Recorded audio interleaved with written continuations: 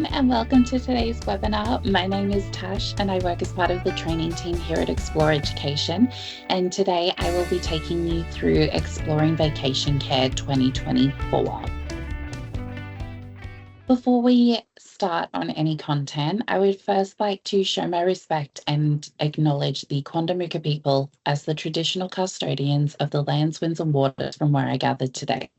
I extend my acknowledgement to the traditional custodians throughout Australia, celebrating their diversity, culture, and ongoing connections to lands, winds, and waters throughout Australia, including where you gather from today. I pay respect to elders past, present, and emerging, extending that respect to all Aboriginal and Torres Strait Islander peoples joining us today. As always, for every webinar, we really love if you want to engage with us, if you have additional questions, and particularly for this topic, we definitely are looking at a huge Q&A element at the end to make sure you are set up successfully for your vacation care this December-January period. So if you do have any questions on your Teams toolbar, please press the Q&A box and be popping your questions in there. I will answer them at the very end of today's session, but we can walk through any examples live and just make sure that you're feeling really comfortable and confident with any processes in either of our systems. Excellent. Today's agenda, we will be going into Office.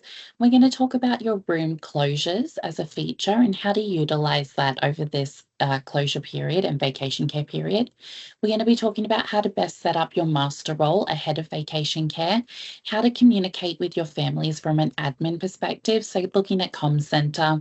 We're also then going to dive into Playground and look at how to set up your vacation care program and other documentation and share that with your families. So if you are looking at booking rules, if you're looking at how this looks on the home app for families to be able to book in casual days, we did already run that session about 2 weeks ago, and you absolutely will be able to jump onto our Vimeo showcase and review that content.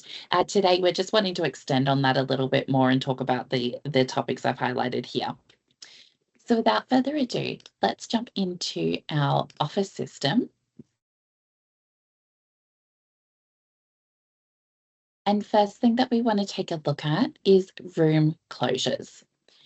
So when we're talking about the feature being room closures, we're talking about navigating into settings, room settings. Oh, I apologize. I'm not sure why it has locked me out. Give me 1 second to get back in.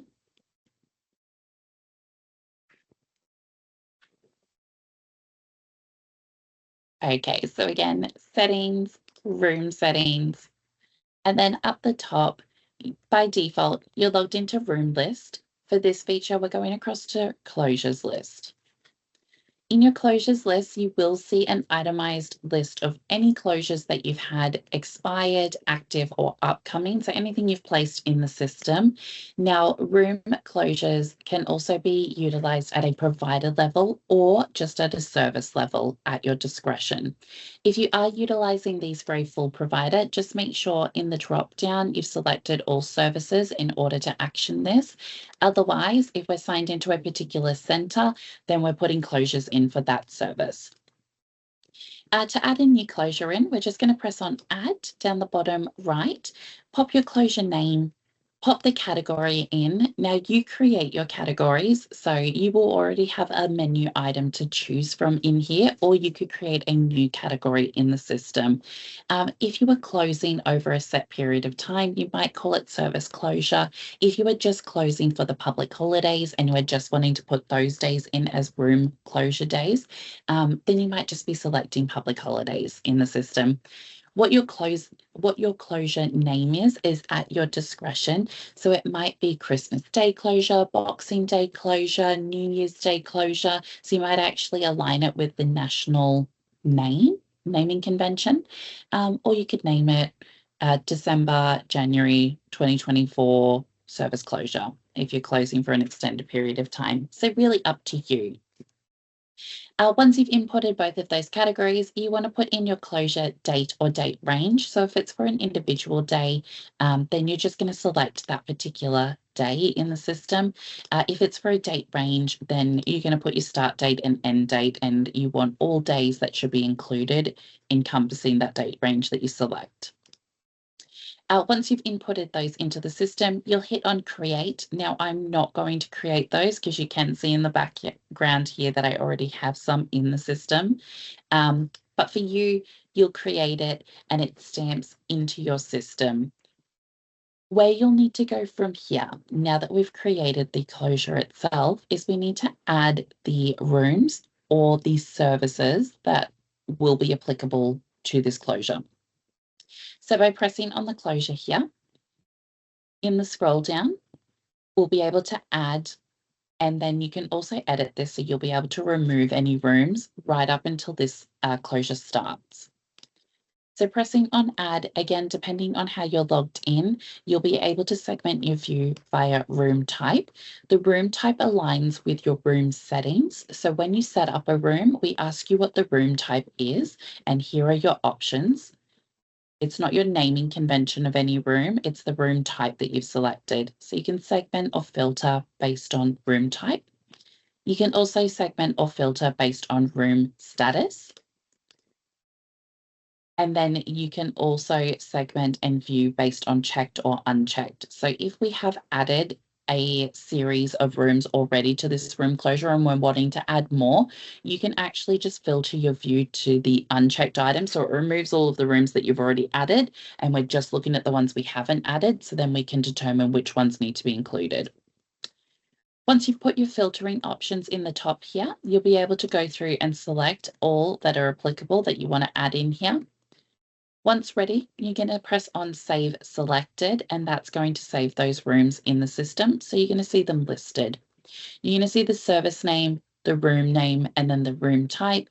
It'll give you the age ranges for that room as well, based on how you've set it up, and then the room status, whether it's active or inactive in your system.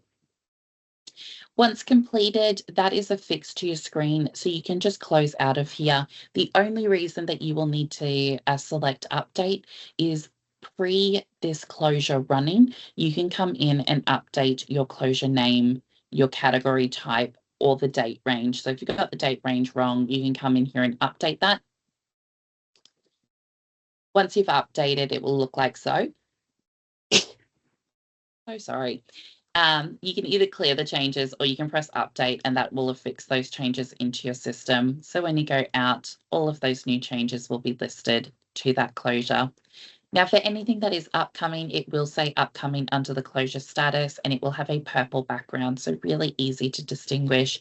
Anything that is expired means that it has run historically, so it's already run, it's already finished, that closure's done. You will have that orange background and it will say expired. Anything that's active, which means that it is currently running, will have a green background. It will say active. You can see the date range in here and who that's applicable to. So a really, really great way to identify which closures are upcoming, which ones have expired. You can come up here to filtering as well, and you can filter your views. So if you do have quite a few room closures in there and you're not wanting to see all of those itemized, you can filter via status. You can filter via room type, service, date range, or closure category, and that will change up your view.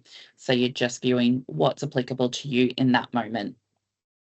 Now, if you have made a mistake as well, you will be able to toggle any of these closures, and you can press on delete in here and it will remove it. So you've got a lot of autonomy in here, but this is a great way to identify when you are closed. It mitigates your families being able to request a day on those particular dates. It also mitigates your administrators being able to book any children in on master roll for those dates.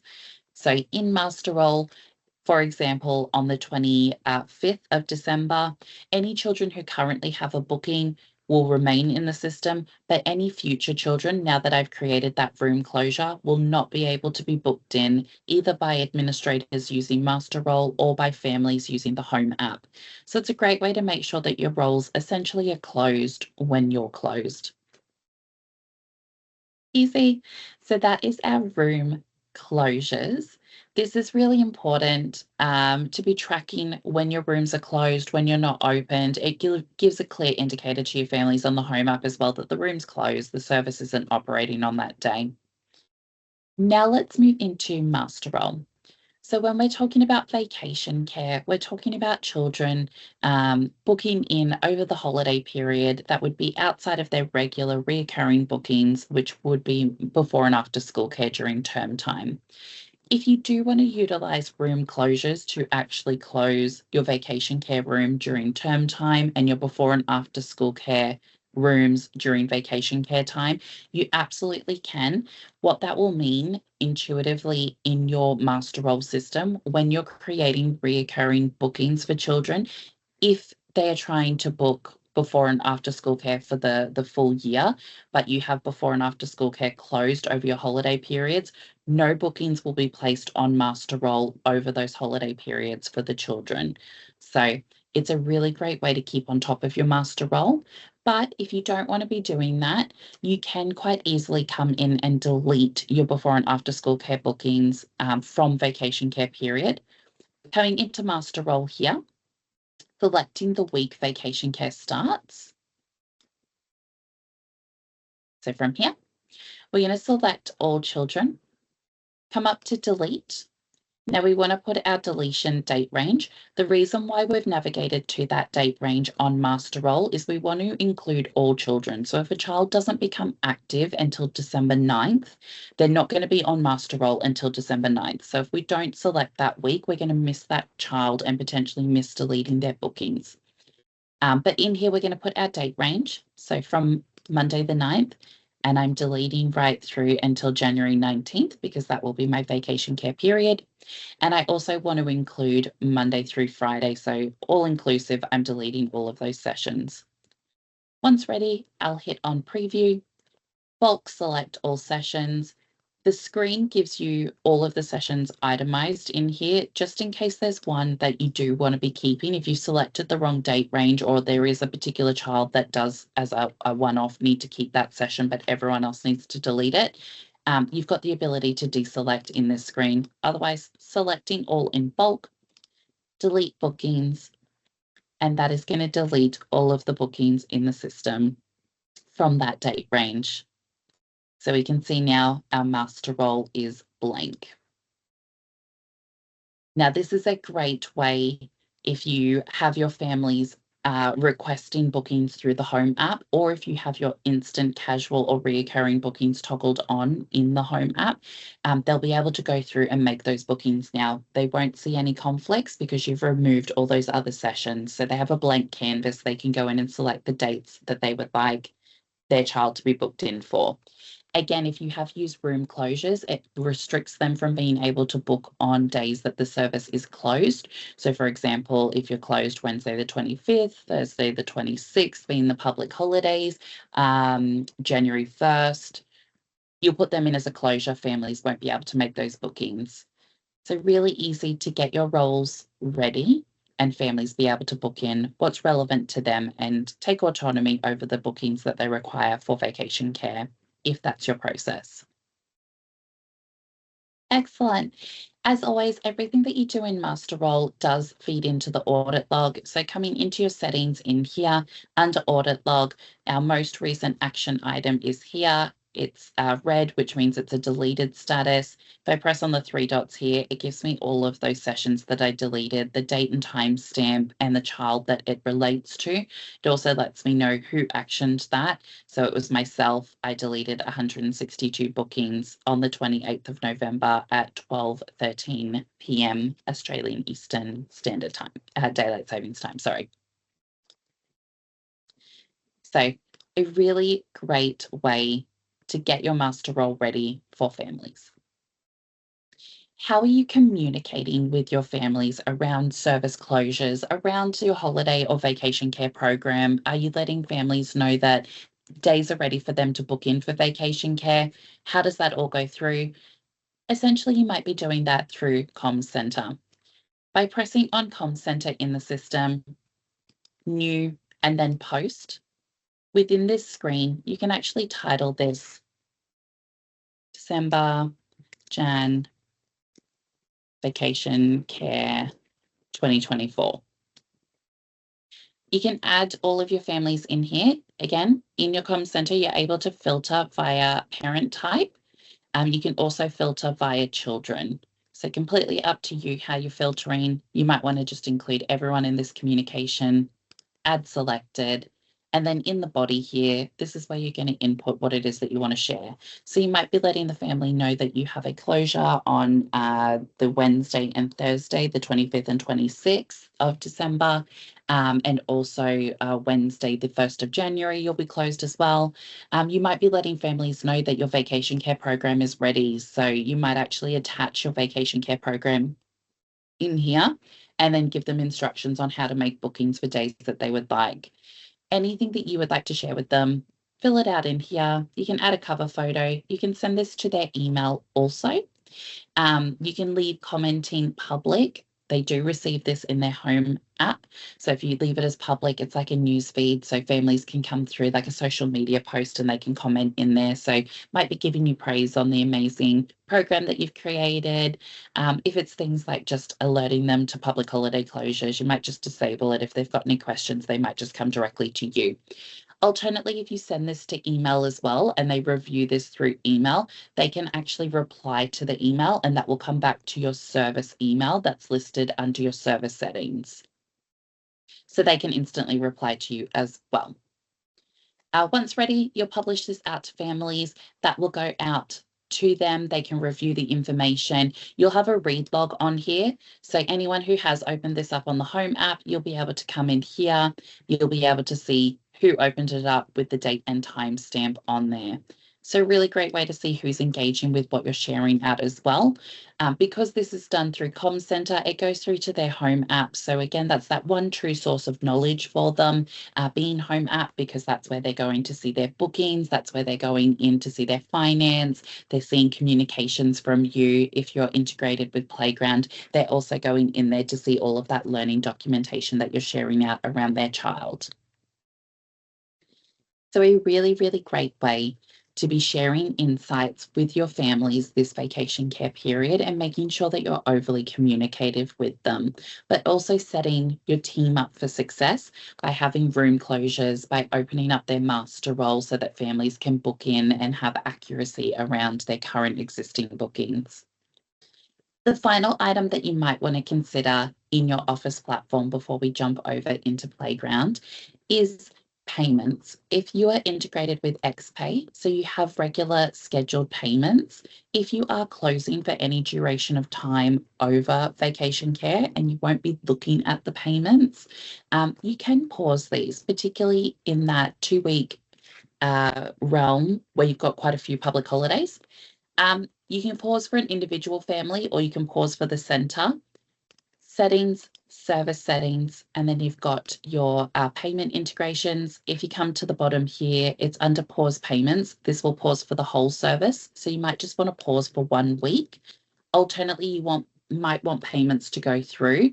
And in that case, if you need to pause for an individual family, profiles, parents and guardians, pop into status, select the parent, scheduled payments, and then down here under pause payments, you can pause for that individual. Easy. So from an administrator standpoint, really, really easy to make sure that your system is all set up this vacation care period.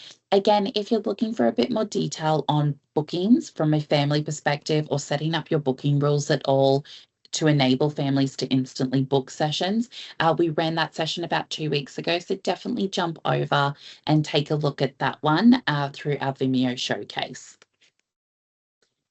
Perfect. For now, let's jump over into Playground.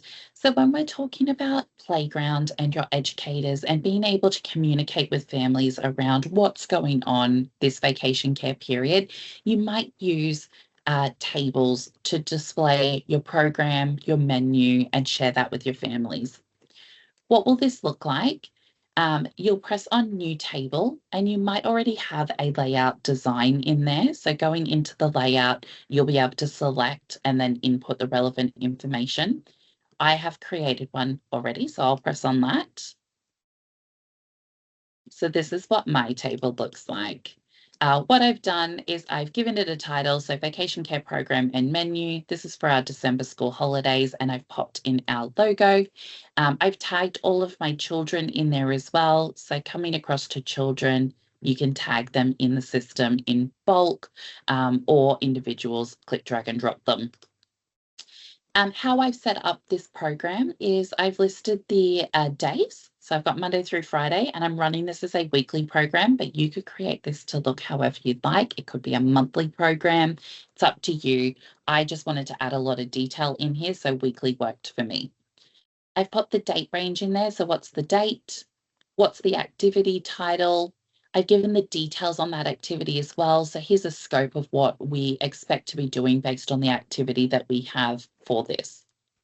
Because this is vacation care, I've also put costing in there. I've thought about how I want to utilize this vacation care program. And although I'd love it to be my live program, I also want to share it as like our projected program with the families, so they can pick what days they want to book in based on that they want their child to be part of the Science Day extravaganza, or they want to come in for Ready, Steady, Cook. So I've popped the full session fee in there for them to see. I've also uploaded documentation in here, being the risk assessment and permission forms, if applicable. Now, for families, they will be able to open up the risk assessment and review. They will be able to open and download the permission forms as well, but they will need to provide those back to you outside of the playground system. So they can't return it to you on playground. But a really great way to have everything all in one place, and for families to be able to come through and review it, both current but historic as well, so they can go back and review this at any time. I've also included my menu item on there, assuming that this vacation care program facilitates food. If they don't, and instead children bring their lunchbox, then you don't have to have this menu element on there. But I just wanted to show you a holistic overview of what this program and menu listing could look like. So for this menu, I've placed in a photo, I've put the ingredients, and you've also got the name of the item in there. I've segmented based on time of day, or meal type, sorry. So we've got our breakfast, morning tea, lunch, afternoon tea, and then late snack in the system as well. So what this does is it provides families with a holistic overview of everything that their child will have provided on these particular days, and it gives them all the information that they require when determining whether they want to book their child in for this session or not. Excellent. So this is one of the ways that you could be utilizing Playground to be sharing valuable insights and information out with your families this vacation care period. You might also be using Playground for internal documentation over the vacation care period. No doubt you'll be conducting a lockdown drill and an evacuation drill. So during that period, you'll be going into your Playground app, and you might be utilizing our emergency lists feature. Once you've conducted the drill through emergency lists, you can actually come into the system, into your reports, and download that report into CSV format. And from there, you might actually be creating a emergency drill critical reflection template for your team. So they can attach that evacuation drill report in the system, and they can attach it up here as a reference piece. They can pop in the date range in which they conducted this drill, and they could actually attach any learning outcomes based on the frameworks you have in the system. From here, you might have actually put some responses that they are required to go through in action. So who were the contributors, who ran this drill? They can tag educators in this by saying @ and then tagging the educator name. And they can tag several educators. And then you might have the questions posed to them in the system, and they can go through and write a response. If they have any follow-up or action items based on the responses that they've left, based on how the drill was conducted and ran, they can write those in here, and they can actually put a time or deadline on there. Now, although there is no method in Playground to be advised when an action item is due, this is a great reflection piece and a full cycle of learning for them based on that they've run the drill, they've run this reflection, they've put follow-up or action items in the system, they can actually come back into this, record those action items as they've been followed up, and provide evidence of those as well, whether they've taken photos, whether they've written something up that that they've documented it on, they can upload those in here. When we're talking about A&R, this is going to work amazing for A&R because you have everything all in one system. You can show the progression, you can show the report, you can show everything in here. But for your team, this is a really great way for them to be reflecting on how their initial drill went, how the next one went, have we made the improvements, have we actioned everything that we were supposed to, are we getting better at this, or what do we need to work on? So really great to be setting something like this up for your team as well. And again, you don't have to share that with families. If you don't tag children in that document, but you publish it, it's an internal reference piece only. So just for yourselves. If you would like to share it with families, however, you absolutely can. Just keep in mind the confidentiality around children's names. So if you do tag that report in the system and tag families in it, they will be able to see the report. So it's going to show them everyone that attended for the day. So maybe leave the report off if you wanted to share with families. Excellent.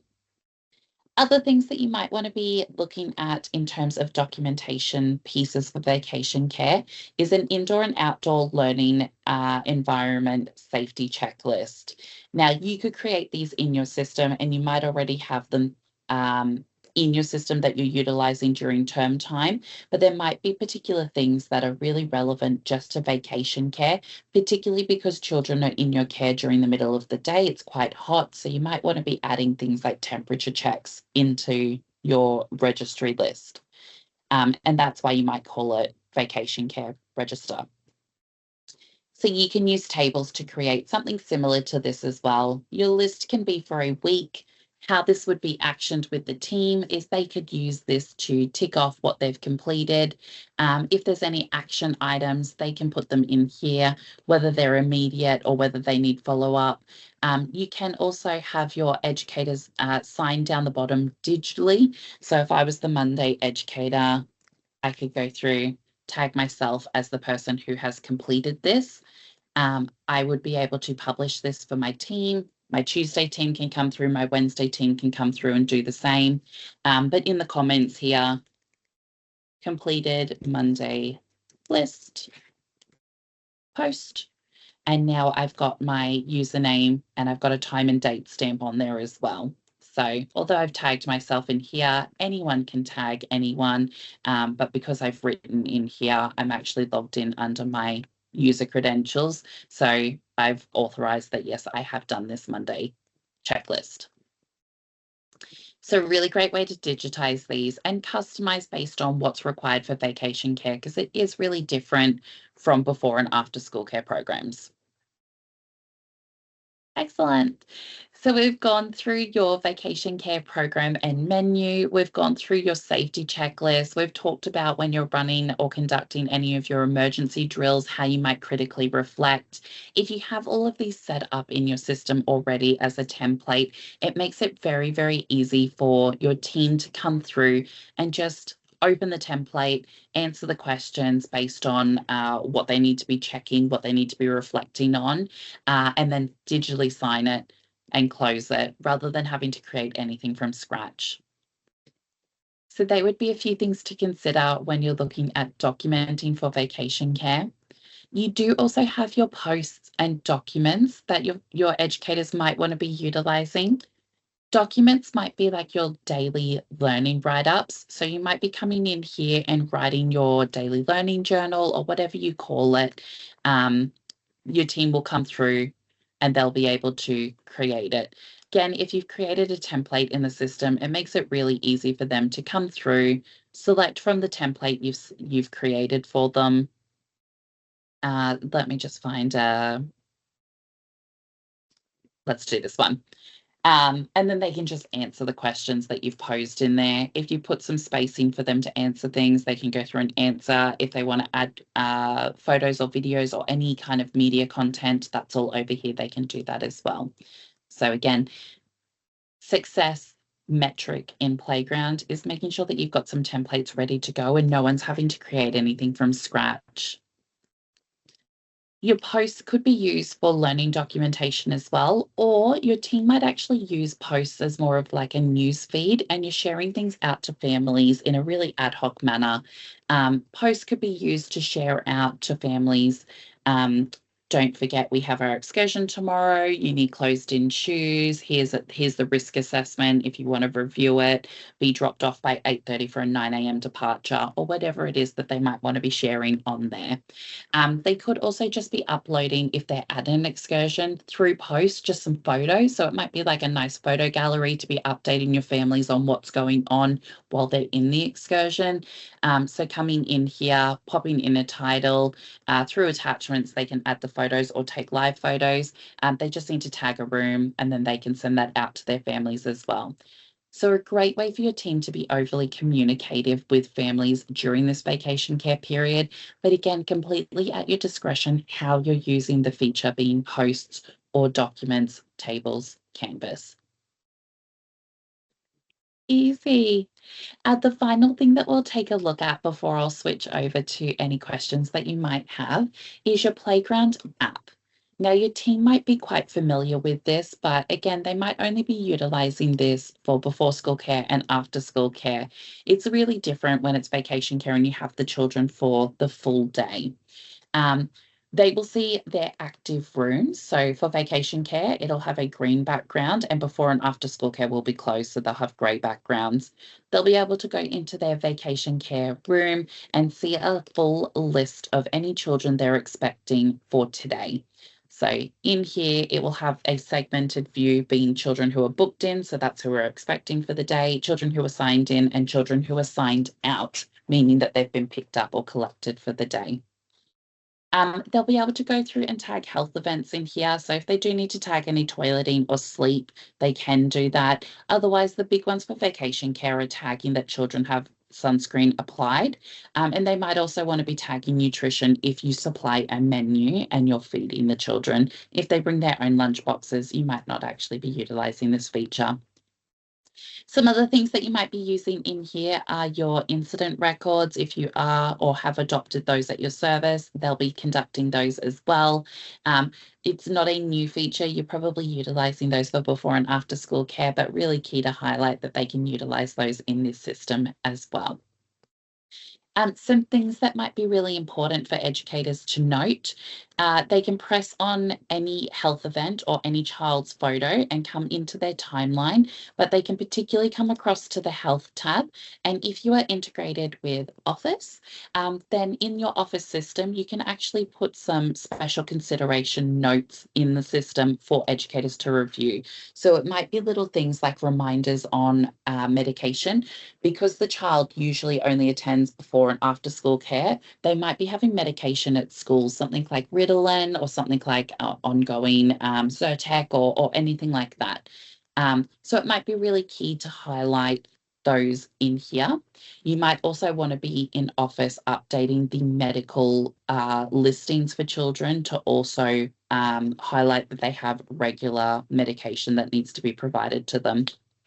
A really great thing to also consider might be a couple of weeks out from vacation care, particularly for the December, January, where you've got children from 6 to 7 weeks in total, sending out your re-enrollment form.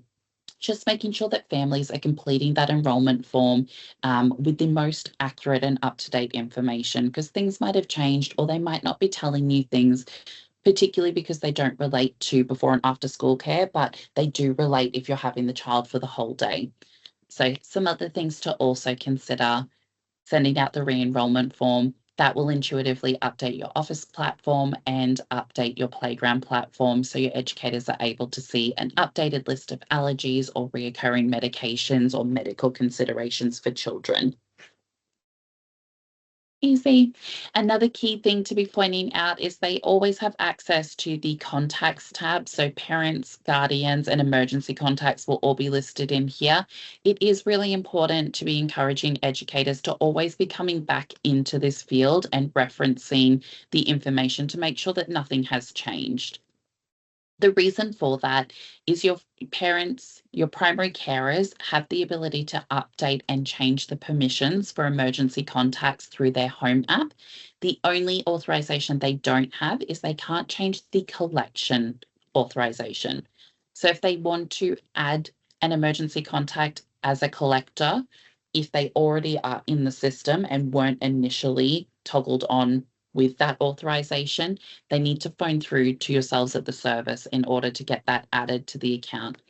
It works the same if they want to remove someone from collection authorization. So they need to phone yourself at the service in order for you to action that, but they have the ability to change any other authorizations. So that's the emergency contact status, medical, transport, etc. So making sure that your educators are always coming into this field to make sure nothing has been changed or updated is really vital. They also can come into the timeline section, and your families on home app can actually be logging things like when they last gave their child medication. So for example, if a child does have Ritalin twice a day, if they're on short acting, they could actually log when the child had Ritalin that morning, and your educators can come in here, see that log from the parent or guardian, and then determine when they need to provide the medication to the child during the day. That would only be in the rare occurrence where it varies. Usually you'll have a set time where they will regularly have the medication at that time every day.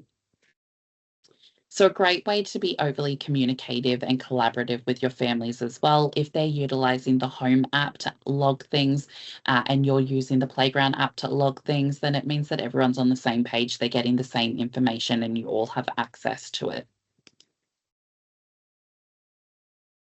Excellent. That concludes all of the features that we wanted to go through during today's webinar session. So I will hand it over to yourselves. If you have any questions, pop them in that Q&A box, and then I will be able to answer them live for you now. I can see that we have 2 in there, which is excellent. Thank you so much. Okay, so my only query was around capacity limits and bookings. Previously, there was an issue where the system was allowing bookings to be entered by families through the app over the set capacity limits. It appears to have been fixed now. And once sessions hit capacity, the booking shut off with the dates crossed out, and there is no ability to request a space for bookings or go on a wait list. Is there an update on this? I've logged a few reports. The short answer is no, there's no update on this. So it's not a feature deficiency. The way that we actually created the Essentials package was that families would not be able to request a space any further, and instead they were using that instant capacity, so instant casual or instant reoccurring bookings.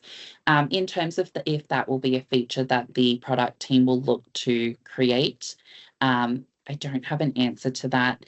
I do know that it has been requested. It is conversations that they're having. So what that looks like for 2025, if it's part of their roadmap, then they will definitely be letting us know and letting you as a customer know that it's on the roadmap come January. But I can't answer that. There definitely was a bug earlier in the year when this was first launched, however, where for whatever reason, for a selected few customers, people were able to book over the capacity. That has definitely been fixed. So just reiterating that that's not an issue anymore, but that request a space, if you are using the Essentials package with instant, casual or reoccurring bookings, the request a space isn't a feature that was built into that one. The reason for that is we want to give families the autonomy to manage their bookings, and we don't want them to be reliant on the fact that they've requested a space and think that therefore they will get it. If there is a space, they can instantly book into it. If there isn't one currently, they'll need to lodge a request through yourselves at the service. A great feature for yourselves in the office system, however, you can be using Booking Manager tab to actually add those requests in the system yourself. So if a family does email you, you can come into your office system. Sorry, I'm on a very small laptop screen. There we go. So under Booking Manager here, if we press on Add, single booking, it's a request a space status. You can put the date range and then you can pop a note in there if you'd like and then hit Save. So That's something you can do as an administrator, but families can't do that. Very long answer, but I hope that answers all of the elements to that question. Second question, the programming and planning tab doesn't appear on our Playground app dashboard currently. Is this a new feature? It's not a new feature. It's something we've actually had inbuilt into the system for 2 years. It is exclusive to iPads or Apple integrations. So if you are not utilizing an Apple device, if you're on an Android device, unfortunately, programming and planning tab is not a feature that's accessible to you. It is exclusive to iPad. The reason for that, I don't know. My understanding is when the engineers were building it, they built it in the Apple forum and it just wasn't a cut and paste into Android. And since then, it hadn't been a high priority for them to go through and work on, because they were working on things like the feature uplift of posts, etc., and trying to bring more features that everyone has access to. So I guess the short answer is not a new feature, is exclusive to Apple. If you are utilizing an iPad and you're not getting that tab, definitely phone our support team, because there would be an issue. But if you're on an Android or other device, it is the user experience. That is what is expected. Excellent. Another question. How do families access the waitlist feature then? They don't have access to the waitlist feature if you are utilizing the Essentials package. So part of the Essentials booking package is instant, reoccurring, and instant casual bookings. So they can instantly book what you have available. And you also have the ability to utilize the cancellation feature. Now, part of that package, we didn't build in a waitlist feature for that. So families don't have access to a waitlist. Instead, it's just live booking in what you have accessible. So if they are wanting to go on a waitlist currently, it would be a request to yourselves to add into Booking Manager. Now, again, what that looks like in the future, I'm not 100% certain. Our product team are definitely having lots of conversations around how we can elevate the booking experience, and definitely those are part of the conversations. Just remembering Essentials came out this year and we're on iteration 2 of if we're talking about a pie being, 8 slices, we're on slice 2 currently. So there's a lot of things that we're still wanting to build. There's a lot of work happening in the background for these features, but it is very new currently. And with that, there's no waitlist option. We are using iPad and iPhone, but still don't have it. I would recommend calling the support team then. It will only be accessible on your iPad, not on your iPhones. The iPhone screens are too small, so we don't give you access to programming and planning through the app. Because the features just won't work properly. It's too much of a condensed space. But if you are using iPads, definitely give the team a call. It might be that you haven't turned the feature on through the app settings, or if you have turned it on through the app settings and you're still not seeing it, there's something not quite right, and we'll be able to help you figure out what that is.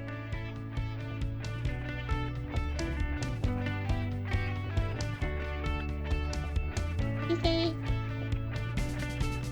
Amazing. Any other questions at all?